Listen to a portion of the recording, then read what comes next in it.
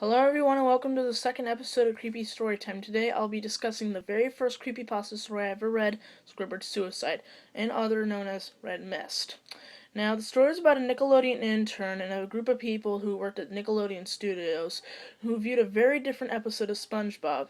Now, the first thing that threw them off was the title card, Squidward's Suicide. At first they thought of it as just a joke since they've done that in the past, but that was just the beginning. Now, the episode itself starts off with Squidward practicing for a concert that night, and that SpongeBob and Patrick are being SpongeBob and Patrick, and of course annoying them. He tells them to go away, and they go away to Sandy's house.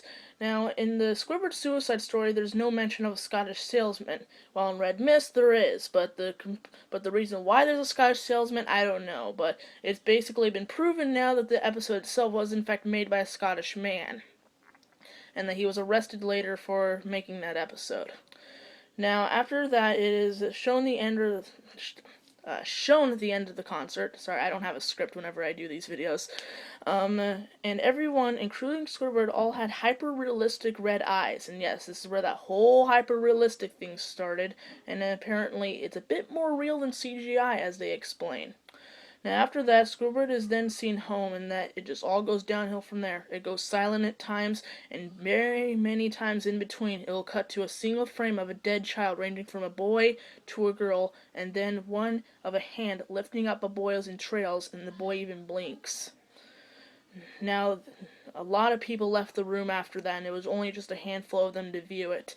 And after that, a voice tells Squidward to do it. He is then seen holding a shotgun, puts it in his mouth, and boom, realistic blood and brain splatter are all over the wall, and the episode ends just like that. Now, they had called in Steven Hillenburg, the creator of the show, or I think he is, to view this, and that he was very angry and wanted to know what was going on. After that, it was only just a handful of them to watch it again, but after watching it a second time, it put the entirety of the whole episode in his mind, traumatizing him, giving him horrible nightmares. And that's Squidward's Suicide for you, or Red Mist, whatever you want to call it. Very creepy story, I must say. Like, it has become well known as one of the scariest creepypastas. In my opinion, one of my favorites. Like, when I first read it, I was scared, like, to death. But, thank you for watching, and sorry I made a few mistakes. I go unscripted when I do these, because, I don't really want to have a script. I mean, seriously, I'm just explaining the story of a creepypasta.